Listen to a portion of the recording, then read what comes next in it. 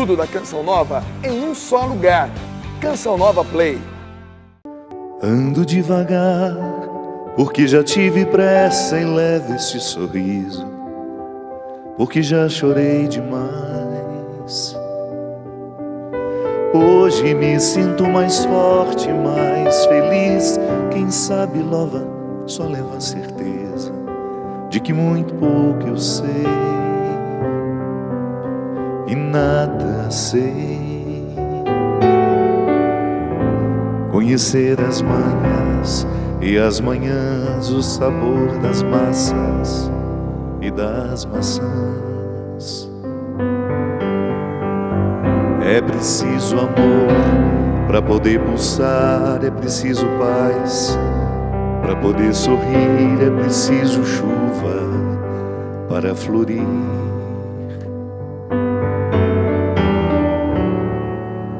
Penso que cumprir a vida seja simplesmente compreender a marcha, ir tocando em frente, como um velho boiadeiro, levando a boiada eu vou tocando os dias, pela longa estrada eu vou, estrada eu sou. Conhecer as manhãs e as manhãs, o sabor das massas e das maçãs. É preciso amor para poder pulsar, é preciso paz para poder sorrir, é preciso chuva para florir. Todo mundo ama um dia, todo mundo chora um dia, a gente chega e no outro vai embora. Cada um de nós compõe a sua história e cada ser em si carrega o dom de ser capaz e ser feliz. Conhecer as manhãs e as manhãs, o sabor das massas e das maçãs. É preciso amor para poder pulsar, é preciso paz para poder sorrir, é preciso chuva para florir. Ando devagar, porque já tive pressa em leve este sorriso, porque já chorei demais. Cada um de nós compõe a sua história e cada ser em si carrega o dom de ser capaz e ser feliz. Muito boa noite, é com muita alegria que nós começamos hoje o programa Direção Espiritual. Depois de um longo tempo que nós estivemos sem o programa, Christian ficou 52 anos de férias. Foi, Christian? Christian, dá só uma baixadinha no piano aí para nós. Isso. 52 anos de férias, não tem? Que Christian? Acho que eu lhe vi só em fevereiro do ano passado, Christian. Feliz ano novo para você. Uma alegria muito grande. Eu tenho pessoalmente vivido um tempo muito importante na minha vida, de mais recolhimento, de mais vida interior. E esse mês de janeiro eu fiquei fiquei o mês todo fora. O mês de fevereiro um pouco também. E estávamos com saudade do programa de Direção Espiritual, essa oportunidade que nós temos de entrar na sua casa, de falar ao seu coração. Eu sempre gosto de compreender a felicidade como um dom. E na teologia nós entendemos que todos os dons que Deus nos dá, eles chegam na nossa vida num formato de uma semente. O dom é dado por Deus, mas exige de nós um cultivo. Não é assim que funciona? O batismo é a mesma coisa. Quando nós concedemos o dom da vida nova a uma criança, através do sacramento do batismo, significa que tudo aquilo que foi dado gratuitamente não fizemos nada para receber, não vem dos nossos méritos, mas da nossa escolha. Os nossos pais e padrinhos escolhem por nós e nós recebemos aquele dom que o sacramento infunde em nós. Mas depois, à medida em que a gente vai se tornando consciente, nós precisamos fazer o dom se tornar uma realidade. É como você plantar uma árvore. Você tem que olhar o terreno, se ele será favorável, se o clima daquele lugar será favorável ao desenvolvimento de todas as possibilidades que estão dentro daquela semente. É muito interessante a gente identificar filosoficamente que numa semente todas as possibilidades da planta estão condensadas. Então, da mesma forma, nós. Toda vez que você pensa no dom que Deus lhe deu, eu pessoalmente às vezes penso que o conceito de felicidade anda muito vazio por aí. Felicidade ficou muito associado àquilo que nós conseguimos expressar da nossa alegria, né? E uma coisa é aquilo que eu consigo expressar da minha alegria, outra coisa é ser feliz. Porque eu posso muito bem não estar expressando a minha alegria e estar sendo feliz a si mesmo. Felicidade é um conceito um pouco mais profundo do que tudo aquilo que nós conseguimos expressar dela. Então, quando é que você percebe que uma pessoa está feliz? A partir de uma harmonia pessoal que você identifica, uma serenidade, não é verdade? Aí sim vem também a alegria, o sorriso, a leveza. O contrário também nos faz perceber quando aquela pessoa está infeliz. Que a gente não pode nem dizer que ela é infeliz, porque senão nós estamos negando o dom de ser feliz que está nela.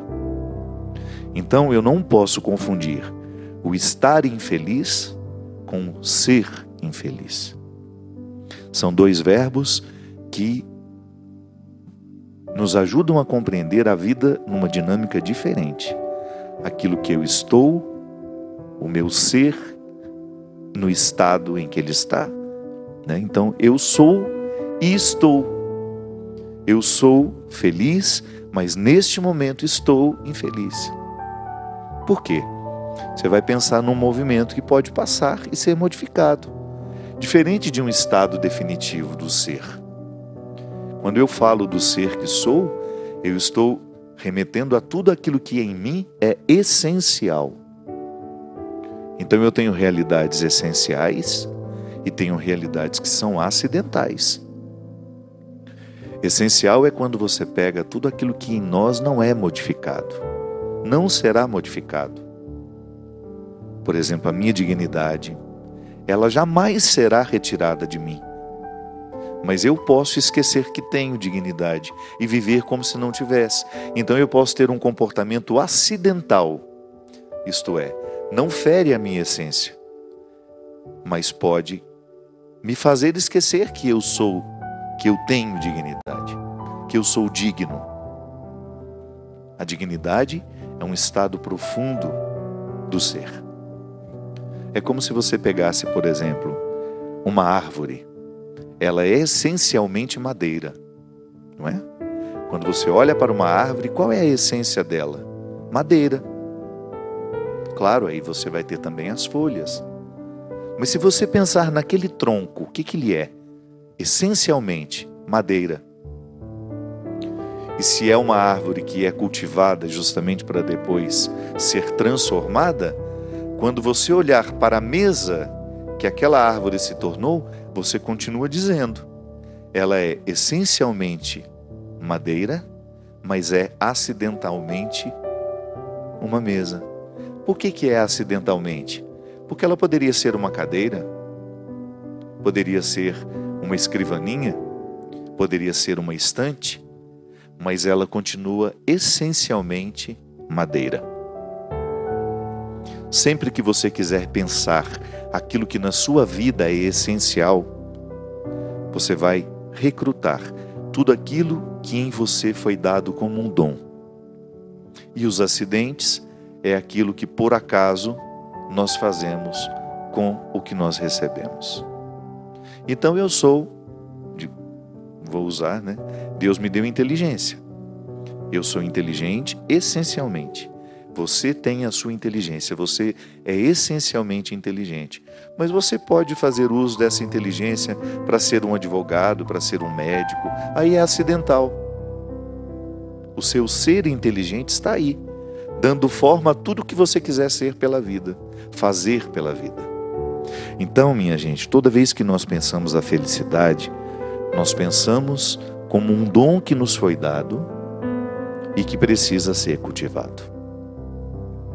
A manutenção da nossa alegria, da nossa felicidade, da nossa realização. Você já me escutou falar disso? Eu prefiro muito mais compreender a tal felicidade como realização humana. Eu tenho uma sensação que o conceito de realização, ele engloba um pouco mais daquilo que eu compreendo como situações que me tornam felizes. Porque onde existir um cultivo desse dom, ali existe mais possibilidade de haver um ser humano realizado. A realização depende, primeiramente, do processo do autoconhecimento. Sem o autoconhecimento, como é que eu vou realizar aquilo que eu sei? Ou melhor, como é que eu vou poder realizar aquilo que eu sou se eu ainda não sei que sou? Sim, porque eu posso estar aqui com todas as possibilidades da semente e não saber que estou. Se eu não vivo um processo de autoconhecimento, que me chega através da investigação que faço, do quanto eu presto atenção em mim, no meu comportamento, no meu jeito de ser, no quanto eu pergunto sobre mim aos meus pais. Ainda ontem eu falava disso lá no evento do Rio de Janeiro.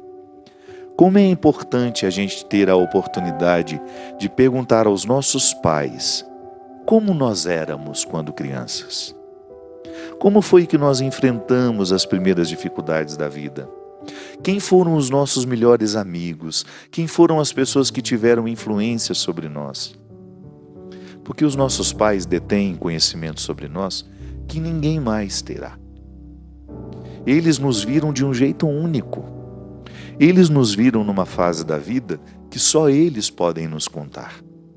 Por isso é tão importante a gente estar com pessoas que nos amaram profundamente nessas primeiras fases da vida, porque geralmente quem nos amou de verdade terá mais facilidade de ser fiel àquilo que nos conta. Então a gente saber de nós através do outro, isso é a experiência de autoconhecimento.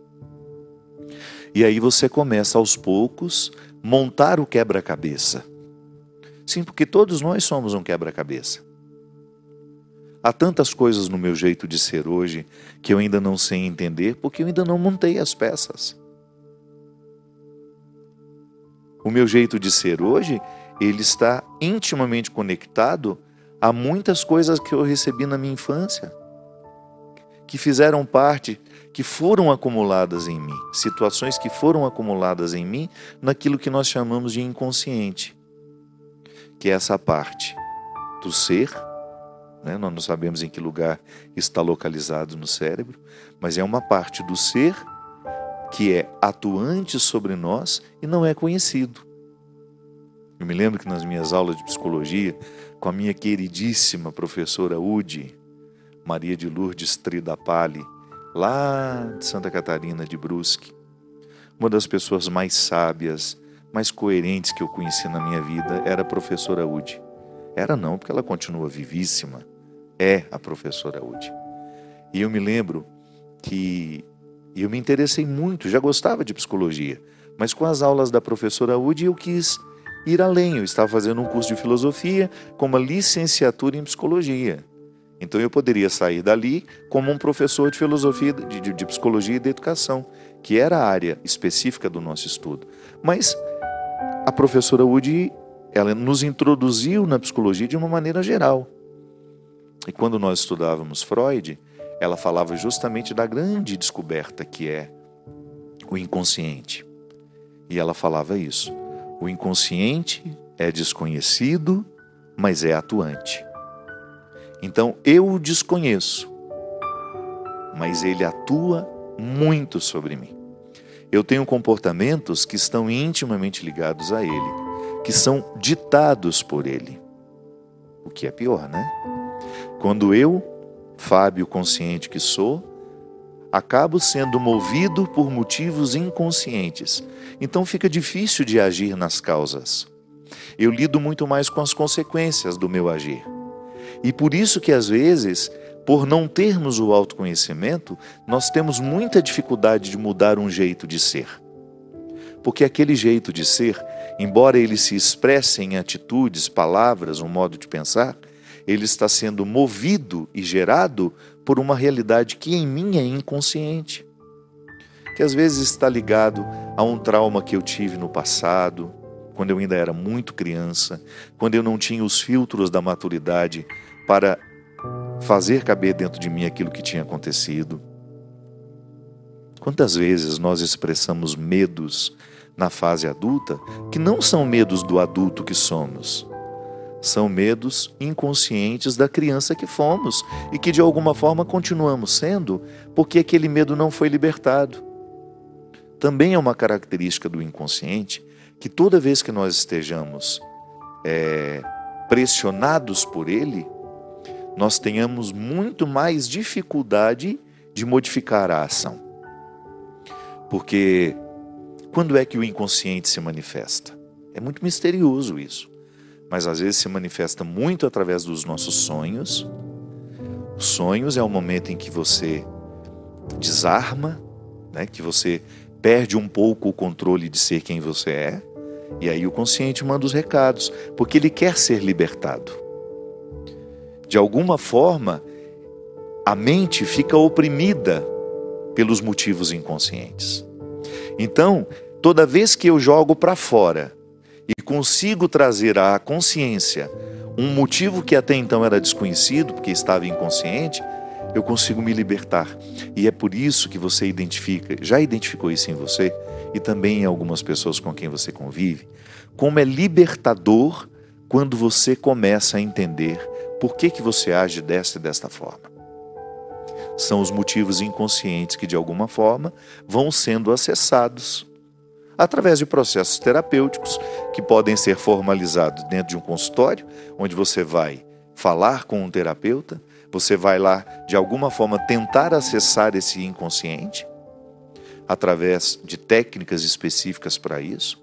Uma delas é a conversa consciente para nos fazer chegar ao lugar dos nossos medos, dos nossos traumas, e ali a gente ter um entendimento, e quando você tem um entendimento, você liberta o inconsciente, ele para de te oprimir. Então, às vezes, o que nos falta para a gente poder ser realizado é libertar o inconsciente de tudo aquilo que está oprimindo, de tudo aquilo que não é difícil porque é muita coisa, né? Mas à medida em que a gente vai tendo condições, é muito bom a gente viver esse processo. Você não fica escravo de si. Porque quando a gente fala, eu estou sendo escravo dos meus medos, você está sendo escravo dos medos que são inconscientes. Porque os medos que se tornam conscientes, você começa a administrar. A própria razão lhe ajuda a falar, por que você tem medo disso? Não faz sentido. A razão ajuda a resolver com essa pergunta. Aí você desmascara o medo.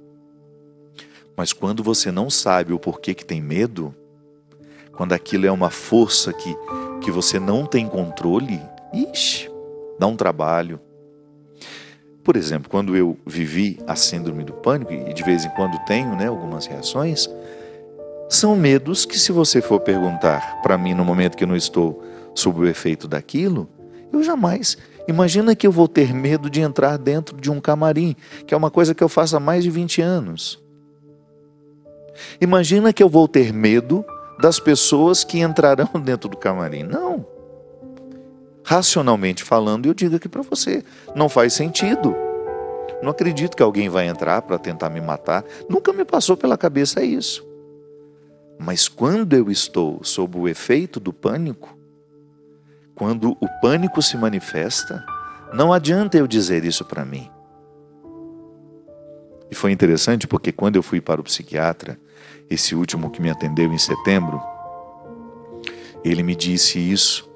Pode ser que esse pânico que está se manifestando hoje seja um medo que você viveu na sua infância, ficou guardado lá no inconsciente, você lidou com isso de maneira razoável e de repente agora, por uma fragilidade que você esteja enfrentando, uma fragilidade emocional provocada por motivos diversos, aquilo que estava guardado dentro de você volta com uma força, da mesma forma como aquela barragem de Brumadinho, que nós estamos todos muito indignados. Quando aquela barragem arrebenta, a barragem das emoções represadas, a lama das emoções represadas e doentias que estão guardadas dentro de nós, elas vêm arrancando tudo o que encontram pela frente. E foi justamente isso. É justamente isso que eu enfrento quando eu tenho a síndrome do pânico. É um sentimento horrível que, por mais que você seja racional e você diga, não faz sentido ter medo de estar chegando nesse lugar, de estar dentro da van, me aproximando do lugar onde eu vou cantar, onde eu vou falar com as pessoas. Eu faço isso há 20 anos, sempre soube fazer isso. Mas de repente, minha gente, não adianta dizer isso. E quem tem síndrome do pânico sabe exatamente do que eu estou falando. De como é cruel você saber que aquele medo não tem sentido e mesmo assim você ser dominado por ele. Então, o processo do autoconhecimento, ele nos ajuda até depois, se a gente vier a desenvolver uma doença psíquica, como é a síndrome do pânico, a gente ter a oportunidade de lidar melhor com ela. Sem o autoconhecimento, nós não temos controle das nossas emoções. E olha que mesmo se autoconhecendo, já é difícil ter controle das emoções. Um exemplo simples, por que eu tenho tanta necessidade de ter domínio sobre as pessoas? Por que eu tenho tanta dificuldade de ser contrariado? São motivos inconscientes. Com certeza, em algum momento da minha vida, eu fui humilhado, eu não tive vez, eu não pude decidir. E aí aquilo se monta dentro de mim como um mecanismo de defesa que vai me colocar agressivo com qualquer pessoa que quiser se impor contra mim. Ou então o contrário também. É aquela pessoa que não tem vontade própria. Ela será eternamente dominada por outras. Emocionalmente falando, isso acontece muito. Começa-se com um carinho de verdade, um amor verdadeiro, e aos poucos aquela pessoa que ama vê na criatura amada uma posse. Aí começa a ter preocupações exageradas com ela. Tudo isso muito revestida de coisas boas, mas no fundo aquilo já deixou de ser bom há muito tempo. Porque não faz sentido você amar uma pessoa e querer ser proprietária dela. Nunca. Por mais que você que pôs um filho no mundo, você nunca vai ser proprietária do seu filho. Você pode até ter autoridade com um pouco mais de intensidade sobre ele, até um determinado momento da vida. Mas depois ele vai alcançar a autonomia e você terá que deixá-lo viver. É por isso que às vezes algumas pessoas, ao mínimo sinal de estarem sendo dominadas, elas ficam agressivas. Por quê? Porque já viveram isso no passado e não querem mais. Não acredita no amor como uma posse. Amor não faz do outro uma posse. É o contrário, o amor liberta. Quanto mais eu amo uma pessoa, mais satisfação eu tenho de vê-la livre, de vê-la viver, de vê-la alcançar o melhor de si. Não faz sentido, em nome do amor, eu acorrentar o outro. Eu só permitir que ele faça as coisas quando eu estiver por perto. Isso acontece muito no relacionamento entre marido e mulher. Casamentos que se estabelecem assim, em nome do amor, alguém fica prisioneiro do outro. Deixa de trabalhar porque o marido não gosta. Deixa de fazer isso porque o marido não gosta. Cuidado! Isso pode ser indicativo de que você esteja trilhando um caminho que depois não tem retorno. Porque isso gera muita violência no final. Gera violência emocional, psíquica e gera violência física às vezes. Porque o outro, interpretando como uma posse aquele que ele diz amar, vai sentindo o direito, inclusive, de eliminar a vida dele, caso ele venha contrariá-lo. A agressão contra mulheres, que é uma vergonha no nosso país, um número assustador de mulheres são agredidas diariamente pelos seus maridos, pelos seus namorados. Essa semana nós vimos de uma mulher de 52 anos que marcou um encontro com um rapaz e foi agredida por ele durante 4 horas. A mulher está deformada. Essa é a nossa sociedade. Essa é a nossa sociedade. Então, às vezes, as violências são geradas assim, amorosamente. E porque às vezes nos falta o autoconhecimento, nós não estamos aguçando esse dom de sermos felizes, a gente se submete ao outro. E às vezes até com uma ilusão de que o outro tem a obrigação de nos fazer felizes. Não. O outro pode até participar da nossa felicidade. Mas quem tem que fazer esse dever de casa sou eu. Se eu não fizer o meu dever de casa, se eu não for uma boa companhia para mim, se eu não for um bom amigo meu, dificilmente eu serei um bom amigo de alguém, serei boa companhia de alguém. Você sabe que este tempo que eu experimentei agora, de quase 1 mês e meio, sozinho mesmo, fazendo uma rotina extremamente saudável. Em outubro eu fui para lá, terminei meu livro, esse que eu vou mostrar daqui a pouquinho, que ficou pronto hoje. Agora, nesse tempo que eu estava lá, escrevi quase 140 páginas de um projeto meu que estava parado há muito tempo. Mas por que será que eu não faço isso na minha casa aqui em Taubaté? Por que será que eu não consigo ter uma rotina, uma disciplina, um cultivo maior do silêncio? Porque eu sou naturalmente disperso. Tenho uma tendência a ser disperso. E se eu estou num ambiente que me dispersa, eu quero descer lá na cozinha, eu quero conversar com a Teca, eu quero conversar com o outro. Falei, para lá, vem para cá. A partir do momento que você não tem com quem conversar, que você está dentro de uma casa, que você vai fazer seu almoço, você vai limpar sua casa, você vai cuidar do seu dia a dia, você começa a conviver com você e você vai acessando uma fertilidade que só essas situações despertam dentro de nós.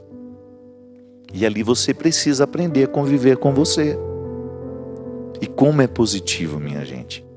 Como faz bem para a gente ter o direito de viver um tempo em solidão. De você descobrir-se companhia para você. De você oferecer-se. Sabe? Que às vezes a gente se oferece tanto para os outros, mas ouse oferecer-se a você. O autoconhecimento passa por isso. Pela oportunidade que nós temos de observar o nosso jeito de viver e de ser. Porque é a partir dessa observância que a gente vai tomando contato com aquilo que nós somos e, sobretudo, com aquilo que nós podemos fazer do que somos, transformando-nos diariamente na melhor versão que podemos alcançar de nós. Nós vamos para um rápido intervalo e a gente volta já já com o programa Direção Espiritual.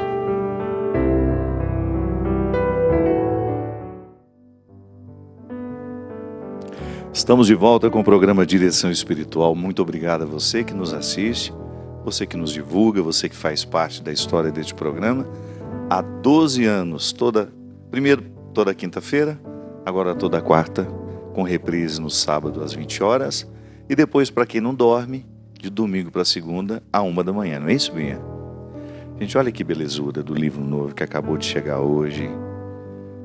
Vai começar a chegar nas livrarias a partir do início de março, mas já existe a venda no site do Amazon. Para quem tem produtos da Canção Nova também no Amazon já? Já tem também, né? Alguns livros já estão lá. A Amazon é hoje uma das maiores oportunidades, né, que a gente tem de comprar livro, receber em casa. Eu já sou cliente deles há muitos anos. Reformei a minha biblioteca, né? Cheguei até a ser muito criticado, duramente criticado. Que eu só compro livro, que eu só compro... A Cidinha todo dia recebia uma caixa lá, por fim ela já estava... O que será tanto tem nessas caixas, gente?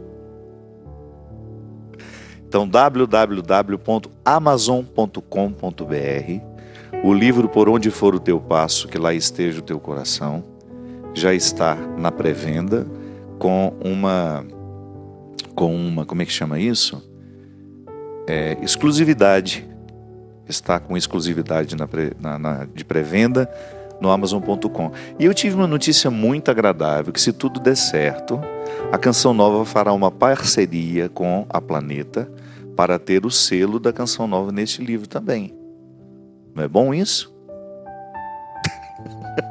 Isso é ótimo, a Via falou. Ela que falasse diferente para ela ver, que eu já arremessava um objeto dela aqui.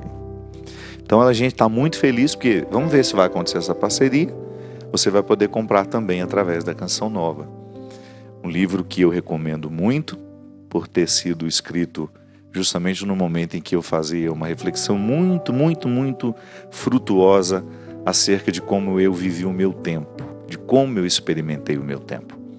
O livro é uma história, ele tem um formato romanceado, né? Ele tem umas primeiras 10, 15 páginas mais teóricas sobre como esse movimento da pressa está retirando de nós a capacidade de refletir a vida que nós vivemos. A gente sabe que a qualidade da vida depende do quanto nós refletimos a vida que a gente vive. Porque se a gente não reflete o que nós estamos vivendo, se a gente não faz uma reflexão, a gente vai perdendo o senso crítico daquilo que vive. E às vezes, minha gente, nós temos uma capacidade tão grande de criticar o outro como ele vive. A gente sempre tem uma opinião sobre a vida do outro, né? E geralmente quem tem muita opinião sobre a vida do outro tem muita dificuldade de viver a própria vida. Porque quem se auto-reflete, quem tem o exercício diário de viver criticamente, que é uma forma positiva de viver, nem sobra tempo para ficar dando palpite na vida dos outros, a não ser que esse outro lhe peça opinião ou que ele esteja sob sua responsabilidade. Aí sim. Caso contrário, não. Até eu, como líder religioso, eu só vou dar palpite se por acaso eu for chamado a dar palpite. Diferente de fazer uma homilia. Se eu estou lá na igreja, eu falo o que eu quero e dou o conselho que eu quiser a partir do que está me motivando o evangelho daquele dia. Agora, quando uma pessoa está vivendo, porque ela está escolhendo viver daquele jeito, eu só vou dizer se eu for chamado, se eu tiver um convite para poder dizer alguma coisa a ela. Senão, ela vai ter que me ouvir nos momentos em que eu estou falando para todo mundo. E é por isso que às vezes é bom. Eu sempre escuto isso. Aquele programa foi para mim, Padre Fábio. Ontem mesmo, no evento que a gente teve no Rio de Janeiro, em São Paulo, no domingo. Como é bom quando termina, a pessoa diz: nossa, tudo que você falou hoje foi para mim. Que bom. Mas eu não saio por aí fazendo sermão, dando palpite na vida dos outros. Não, a evangelização, ela é para aqueles que querem. Jesus o tempo todo soube fazer essa diferenciação. Sim, a gente prega nas praças, a gente prega nos lugares públicos, mas quando se trata de uma vida pessoal ali sendo vivida, é só se eu for chamado. Então, às vezes, porque não tenho uma reflexão sobre a minha vida, resta muito tempo para eu ficar dando palpite na vida dos outros. Esse livro, ele nasce de um encontro do homem com a sua consciência. Por isso que ele é um formato romanceado, você vai ler muito rapidamente. Essa consciência, no livro, é uma menina. O homem está se arrumando para ir trabalhar e, de repente, misteriosamente, ele percebe a presença daquela menina. E como ele já estava arrebatado, ele já estava vivendo um momento de êxtase, ele não questiona como que aquela menina foi parar ali dentro. Claro, uma pessoa racional como ele faria isso. Ele está se arrumando para ir trabalhar. De repente tem uma menina dentro do quarto? Não. Então, como esse arrebatamento, que é o encontro dele com a sua consciência, começa um pouco antes dele perceber a menina, na hora que a menina está diante dos olhos dele, não passa pela problematização. De onde veio essa menina? Não. Então ela começa a estabelecer com ele um diálogo. Ela faz uma primeira pergunta, ele responde, e assim o livro vai sendo desenvolvido, pegando questões muito pertinentes aos nossos dias. Porque é impressionante como À medida que a gente vai conversando, que você vai tendo mais intimidade com as pessoas, você vai percebendo como todos nós hoje estamos sofrendo das mesmas causas, pelas mesmas causas. E uma delas é justamente a infelicidade na administração do tempo. O tempo, a lida com o tempo, está nos angustiando demais. Porque nós estamos todos tendo uma percepção de que nós não estamos vivendo como deveríamos. E é justamente o que o homem está experimentando. E é claro que ele vai negar o tempo todo. Boa parte da conversa, a menina vai desmentindo tudo aquilo que para ele é uma verdade que ele construiu para proteger-se do enfrentamento que ele precisava viver. E a menina vai desconstruindo, mostrando para ele que aquele discurso que ele está fazendo não está de acordo com os sentimentos que lhe ocorrem. E aí é interessante porque essa desconstrução, ela vai sendo um caminho que todos nós fazemos também. Até aqui na 4ª página tem um texto que eu preparei para que quando aquele que está passando pela livraria pegar o livro, ele vai ter mais ou menos uma noção do que se trata. É em vão procurar por uma resposta quando ainda não fizemos a pergunta certa. O conflito seguirá infértil se não receber o benefício da lucidez que só o enfrentamento das perguntas proporciona. Uma vida que não é refletida não pode ser bem vivida. Só o debruçar reflexivo sobre nós é capaz de reorientar a coerência, desfazer os equívocos e estabelecer o julgamento que nos coloca diante dos dilemas fundamentais. Quanto nos custa ser quem somos? Tem nos custado muito alta a fatura das emoções? Muito alto. Estamos satisfeitos com o que escolhemos ganhar e perder? Somos fiéis ao que nos pede o coração? Não nos apressemos em responder. É preciso conviver com as questões, olhá-las nos olhos, permitir que suas arestas desconfortáveis encontrem os encaixes na alma ferida. Há caminhos que não podemos andar acompanhados. E este é um deles, o que nos leva ao dentro de nós. Ande pelo seu. Ofereça-se a compaixão, o que de mais nobre você pode se proporcionar. É sob a sua tutela amorosa que você descobrirá que a vida pode ser diferente e que nunca é tarde para reorientar a sua história. Ouça o que você tem a dizer-se. Recolha-se com este livro nas mãos. Nele há um itinerário para os que pretendem renascer. Aceite este convite. Não espere que o outro lhe dê aquilo que só você pode se oferecer.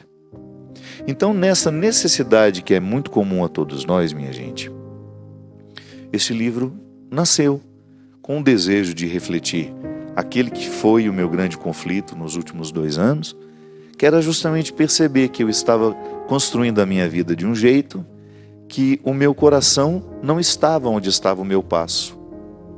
Às vezes os meus pés me levavam para lugares muito diferentes do que me pedia o coração. E a linguagem do coração é a linguagem da consciência, é a linguagem da menina. A menina que ainda não está contaminada com as mentiras do adulto. Porque nós contamos mentiras demais para nós. Nós arrumamos muitas desculpas para justificar a nossa conduta errada. Você sabe disso? Quantas vezes você se pegou fazendo justamente uma defesa daquilo que é indefensável em você? Quantas vezes você tentou defender para o outro aquilo que nem para você é justo ser defendido? Porque você sabe que está errado. Aquela maneira que você assumiu de viver, o excesso de tantas coisas que lhe retiram às vezes o direito de desfrutar até daquilo que a vida já lhe deu. Nós estamos protelando, deixando para outro dia as nossas alegrias, a nossa felicidade. E não é justo. Não é justo. Não é justo nós ficarmos justificando e mentindo para nós criando uma defesa de um jeito de ser que precisa ser modificado urgentemente, sem medo de errar, andando por aí, conhecendo as pessoas, falando com aquelas que eu já conheço há muito tempo. Nós estamos todos vivendo o mesmo conflito. Nós estamos com uma sensação de que o tempo está passando e nós não estamos extraindo de nós o melhor que podemos extrair. Por quê? Porque estamos com pressa, estamos excessivamente cansados, com demandas muito além das nossas possibilidades. Não estamos tendo tempo para viver as nossas emoções como elas merecem ser vividas. Nós não estamos tendo tempo para viver o processo do autoconhecimento. Então sofremos sem saber por que estamos sofrendo, erramos porque não sabemos por que estamos errando, e de repente um conflito se estabelece. Há um momento do livro em que a menina conta para o homem, quando ela faz a reflexão sobre o tempo, ela conta uma história de José Saramago, o grande escritor português. Numa das últimas entrevistas de Saramago, ele estava dando uma coletiva de imprensa, uma repórter pergunta para ele: Saramago, você que é um homem tão vitorioso, que já ganhou tanto prêmio na sua vida como escritor, o que você gostaria de ganhar nessa fase da vida? E Saramago, vivendo um tempo de silêncio, como se julgasse aquela pergunta dentro dele, desejoso de responder para ele e não para a repórter. Sim, porque às vezes o outro nos pergunta, mas quem está precisando daquela resposta somos nós. E como Saramago era um homem muito sábio, muito introspecto, ele certamente identificou que aquela pergunta não era só para dar à repórter, mas era sobretudo para ele. E aí ele respondeu que naquela fase da vida, se ele pudesse escolher ganhar alguma coisa, ele escolheria ganhar tempo. Quando eu vi aquela entrevista, minha gente, aqui aliás está num documentário sobre a vida dele, eu fiquei pensando como é verdadeiro isso. Como é angustiante a gente olhar para a nossa agenda e a gente perceber que nos falta tempo para você colocar alegria na agenda, para você agendar coisas que vão fazer bem a você, que não serão apenas o cumprimento de obrigações. Como é especial e como é luxuoso você tirar um dia para você de fato ficar com você. Como eu estava dizendo para vocês, esse tempo que eu fiquei em Portugal, não fiquei com os outros, não foi um tempo que eu tirei para ficar com pessoas, não. Tanto é que eu encontrei pouquíssimas pessoas. Claro, eu tinha minha rotina, esbarrava em alguém aqui e ali, mas conversar mesmo, conviver, não. Foi um tempo meu. Eu não tinha obrigação nenhuma de sair da minha casa, encontrar-me com este ou aquele. As poucas vezes que isso aconteceu foi porque eu quis. Aqui não. No meu dia a dia, e você também, certamente, nós temos muitas obrigações a serem cumpridas. Mas muitas. E aí, de repente, você descobre que o luxuoso é você poder olhar para a sua agenda e dizer: hoje eu quero viver isso. E você ter o direito. Ah, padre, mas esse mundo que o senhor está falando aí é muito ilusório. Nós trabalhamos muito. Eu sei, eu também trabalho muito. E tenho repensado muito esse excesso de trabalho. Nós precisamos criar, não precisamos parar de trabalhar, a não ser que você já possa e queira e escolha isso. Olha, eu já posso parar de trabalhar, já fiz um patrimôniozinho, vou viver com menos, vou modificar a estrutura da minha vida, vou gastar menos, mas eu quero viver melhor. É diferente. Mas nós criarmos, porque às vezes, minha gente, até o tempo que nós temos para descansar, nós não gastamos de maneira inteligente. Às vezes nós somos muito infelizes na maneira como nós escolhemos gastar o nosso dia de descanso. A começar por esse aparelho, que é muito citado aqui nesse livro. Esse invasor autorizado, que retira a nossa paz dentro do nosso quarto, porque para onde a gente vai, a gente leva isso. Então isso é muito recente. Essa dependência que nós temos deste aparelho, ela é muito recente. Nós estamos protagonizando a mudança. Quais são as doenças que isso trarão para nós?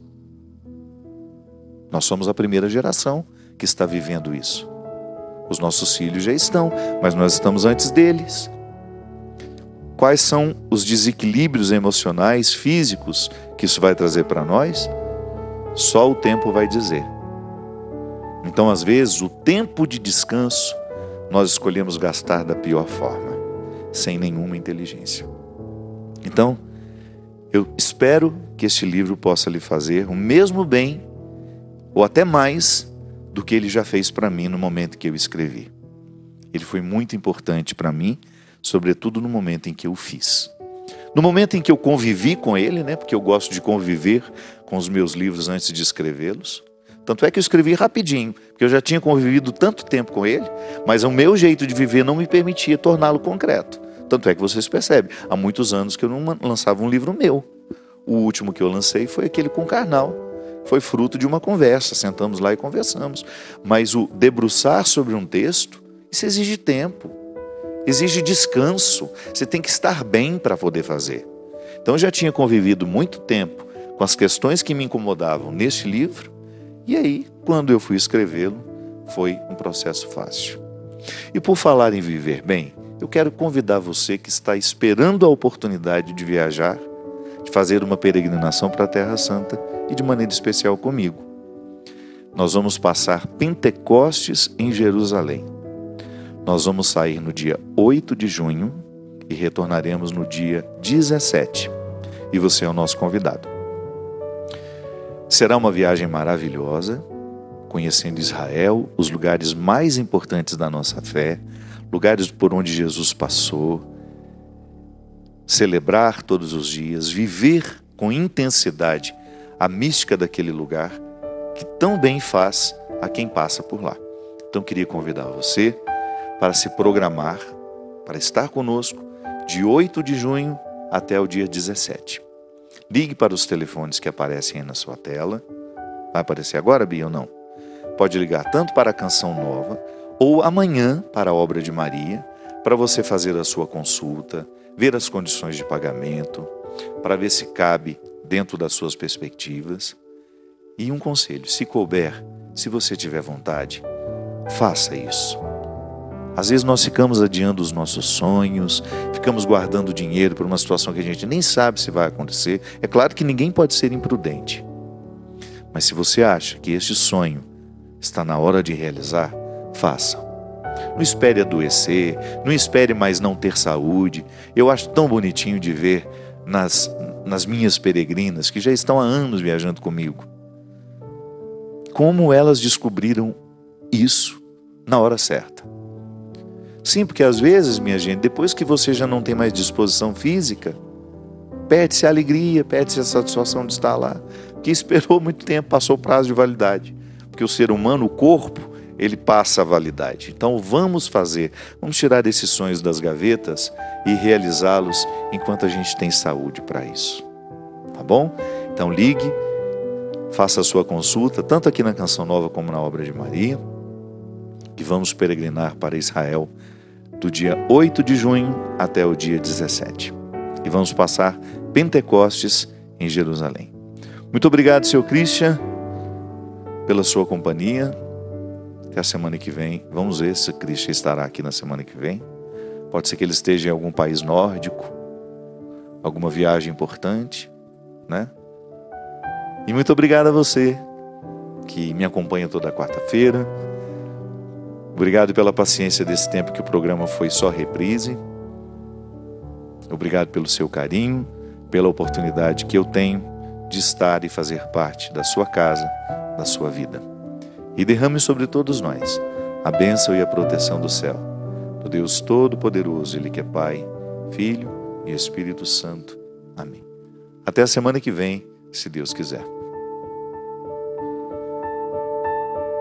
Todo mundo ama um dia, todo mundo chora um dia, a gente chega. e no outro vai embora. Cada um de nós compõe a sua história, cada ser em si carrega o dom de ser capaz de ser feliz, conhecer as manhãs e as manhãs, o sabor das massas e das maçãs. É preciso amor para poder pulsar, é preciso paz para poder sorrir, é preciso chuva para florir. Tudo da Canção Nova em um só lugar. Canção Nova Play.